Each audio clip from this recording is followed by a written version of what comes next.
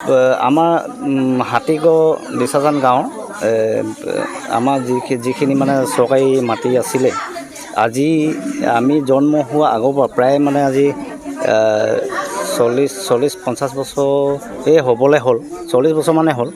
গতিকে এই মাটিখিনি আমাৰ ভূমিপুত্ৰ আমাৰ বাৰেকুৰি অঞ্চলৰ লেচেংকা গাঁও, তৰাজান গাঁও তেনেকৈ আহি কিনি আমাৰ ইয়াত বসবাস কৰিলেহি।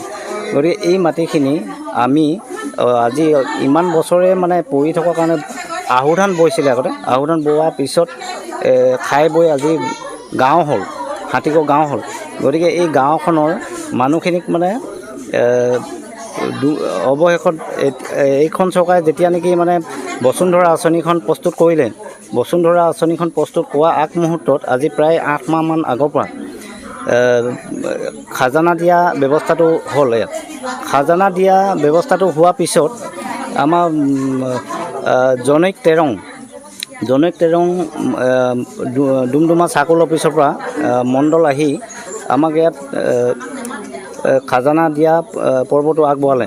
গতিকে আমি খাজানা দিলোঁ, প্ৰত্যেকেই দিলোঁ। আৰু খাজানা দিওঁতে আমি খাজানা দিয়া বাবদ খাজানাখন দিবি ইমান টকা দিব লাগিব, খাজানাখন প্ৰত্যেকেই পালোঁ। নহয় প্ৰায় মানে 20 ঘৰ মানে পালোঁ। 20-22 ঘৰ মানুহে খাজানা ৰচিদখন পালোঁ। খাজানা ৰচিদখন পোৱাৰ পিছত অধিকাংশ মানুহেতো খাজানা ৰচিদেই পোৱা নাই।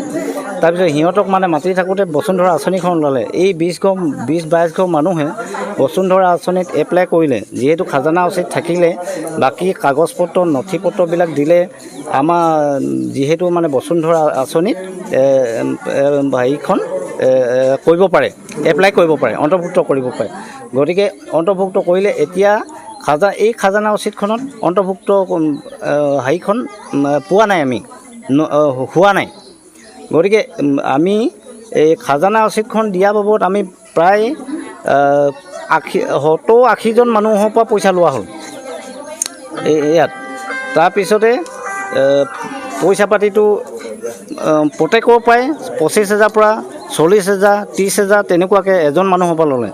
যিহেতু মানে কিছুমান মানুহৰ 3 বিঘা 4 বিঘা মাটি, 5 বিঘা মাটি সিহঁতে খাই আছে এখন পৰিয়ালত যেতিয়া নেকি 2-3টা ভাই ককাই আছে, এজনৰ নামত 2 বিঘা 1.5 বিঘা 3 বিঘা তেনেকৈ কৰি দিছে।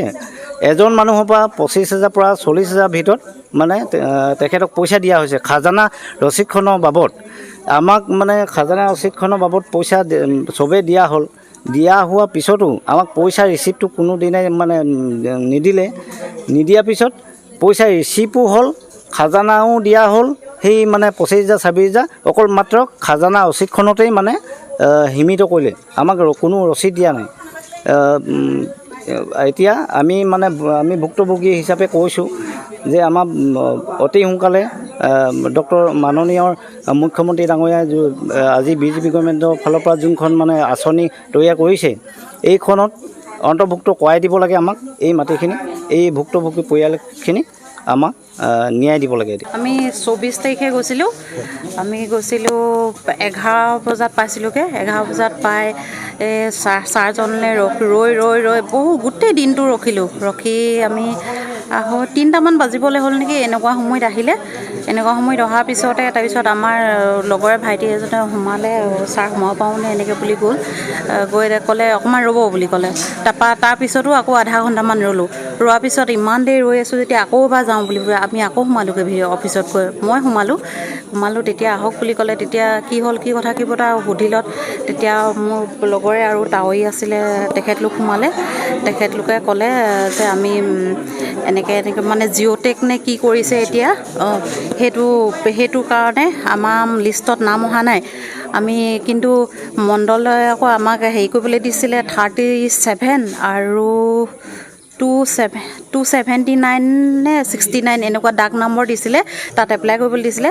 আমি এপ্লাই কৰিলোঁ, কিন্তু আমাৰ লিষ্টত নাম নাহিলে। নহাৰ কাৰণে আমি তাত গৈছিলোঁ, কি কাৰণে নাহিলে, কি কথা কি বতৰা জানিবৰ কাৰণে। তেখেতে আমাক ভালকৈ কথাবোৰ একো বুজাই হেৰি কৰি কোৱা নাই। কৈছে আপোনালোকে ভুল কৰিলে, আপোনালোকে ভুলকৈ এপ্লাই কৰিছে, আনৰ এড্ৰেছত কেলৈ এপ্লাই কৰিছে। তেতিয়া আমি সুধিছোঁ, আমি কি ভুল কৰিলোঁ, ক'ত ভুল হ'ল, কি হ'ল। তেতিয়া কৈছে আপোনালোকে চৈখোৱা মৌজাত কিয় এপ্লাই কৰিলে বুলি কৈছে। কিন্তু আমি জানো, আমি মানে একো আমাক সোধা নাই, কেফেত যে ক'ত আপোনালোকৰ মৌজা কি কথা কি বতৰা একো সোধা নাই। আমাক ডকুমেণ্ট বিচাৰিছিলে, ডকুমেণ্টবিলাক দি দিছোঁ। সেই ডকুমেণ্ট চাই তেওঁলোকে ফিল আপ কৰি হেৰি কৰি দিছিলে, এপ্লাই কৰিছিলে। তাৰপিছত আমি একো নাজানো সেইবোৰ কথা, সেইটোকে ক'লোঁ।